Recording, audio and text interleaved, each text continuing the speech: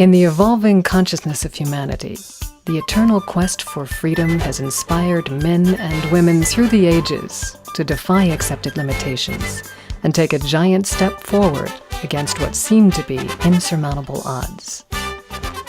The Great American Revolution began in the 1600s in Scrooby, England, with an inspired group of people who challenged their king. This evolution has yet to play out its finest hour. Visionary leaders have bridged great gulfs of differences to walk in peace. The Mayflower Compact brought unity to the 102 Mayflower passengers and articulated principles of respect and choice upon which a great nation was founded. I'm Connie Baxter Marlowe, and I'm descended from 5 passengers on the Mayflower who came over here in the early 1600s and who drafted the Mayflower Compact in the hold of this little ship. The Mayflower Compact was drawn up on the Mayflower, under these circumstances as described by Governor William Bradford. This day, before we came to harbour, observing some not well affected to unity and concord, but gave some appearance of faction, it was thought good there should be an association and agreement, that we should combine together in one body, and to submit to such government and governors as we should by common consent agree to make and choose. At their first meeting, Wampanoag Sachem, Massasoit, and the Pilgrim leaders drafted an agreement that embodied the principles found in the Mayflower Compact and guided their peoples in peace and friendship for an entire generation, giving birth to the American mind and a new era of possibility. Henry David Thoreau, 200 years later in Concord, Massachusetts, wrote his great civil disobedience. He went to jail just like the Mayflower Pilgrims in Scrooby went to jail for what they believed in. And Thoreau called upon each of us to walk according to our conscience, to live according to our hearts.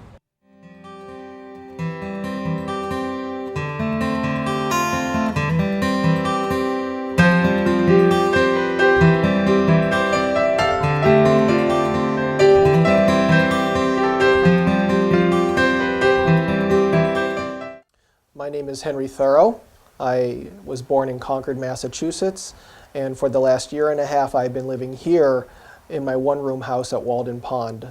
While Thoreau was living at Walden Pond, it was a very busy and significant period of time for Thoreau while he was living at Walden Pond, again between 1845 and 1847, was also the period of time, in addition to going to Katahdin, he also went into town one day to have a shoe repaired and was arrested and thrown into jail for failure to pay his taxes. This past summer I decided that I was going to stand up for my rights as a citizen of the United States by withholding my poll tax from the village of Concord and therefore the state of Massachusetts. Civil disobedience is something that's extraordinarily serious, or it can be. And what Thoreau's response to that level of seriousness appears to be is that you must basically rely less on the world and rely more on yourself. I have come to the pond to live as simply as I can. I feel that if you have a lot of possessions, a lot of material goods, that really you are not as free as you could be. How do you fashion a life where you can live as the particular person that you want yourself to be? By following my conscience, by doing what I think right at any time, I am already a majority, because the individual is the one that has all of the power. Basically, his Declaration of Independence, Walden, was a declaration of personal independence as opposed to social or governmental independence.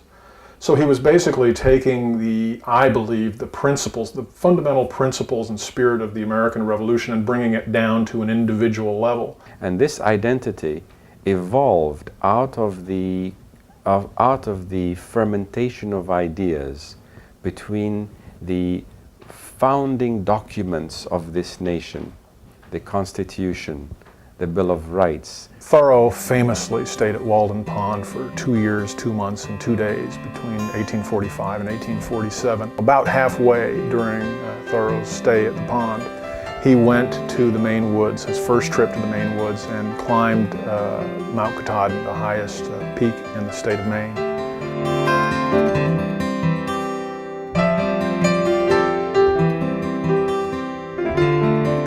And it's interesting to see what he has to say.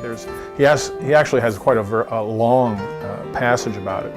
But what I'd like to do is just read what I regard as the most critical component of this long passage.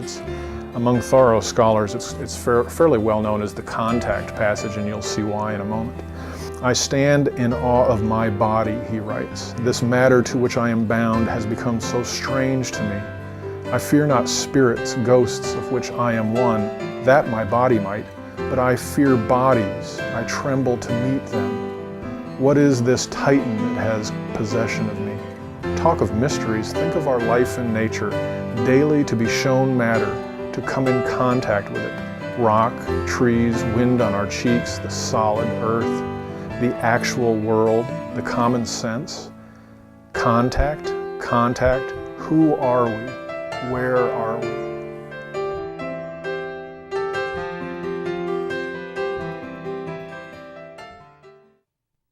This is kind of, I think for Thoreau, this is kind of a seminal experience, an experience that you have out in the world that gets you down to some of the most foundational, fundamental questions that even involve who you are, questions of identity, epistemology. I mean, again, some of the most philosophically basic questions.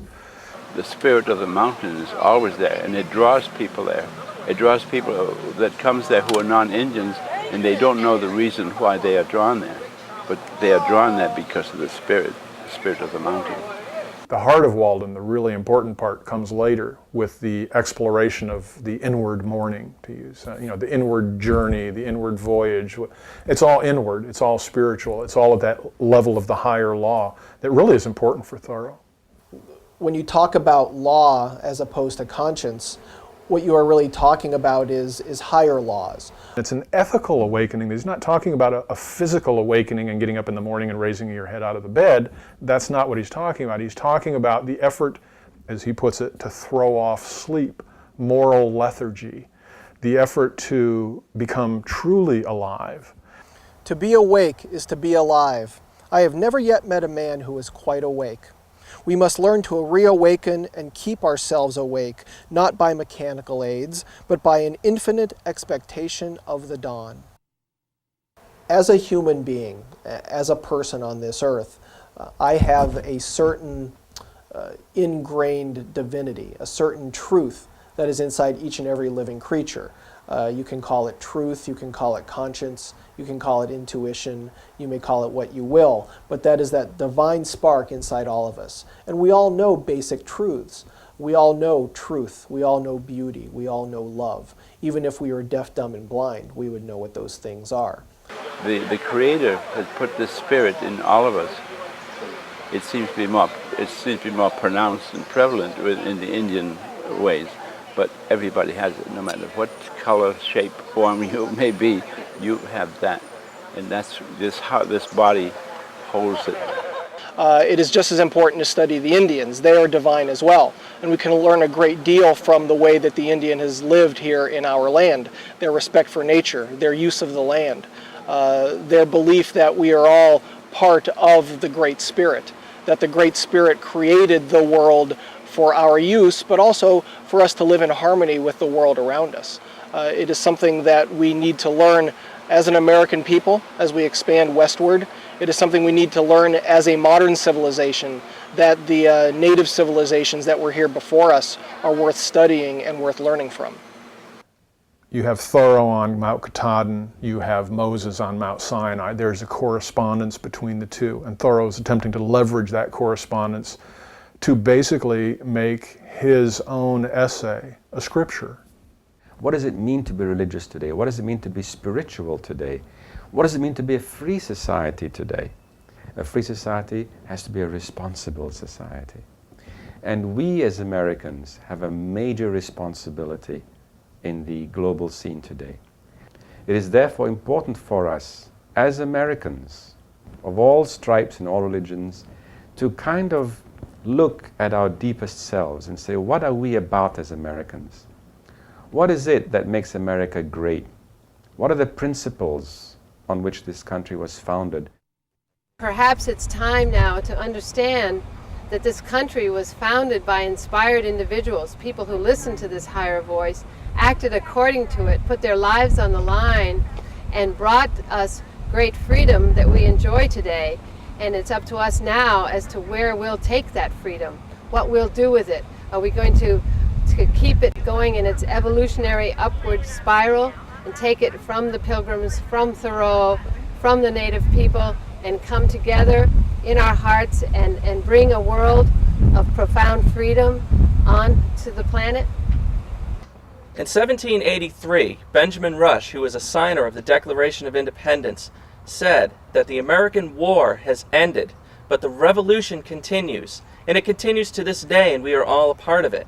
So every time you vote, every time you write your congressman, or work to improve your communities, you're carrying on the revolution that began here 227 years ago, and you're adding your own meanings to the growing definition of the word liberty.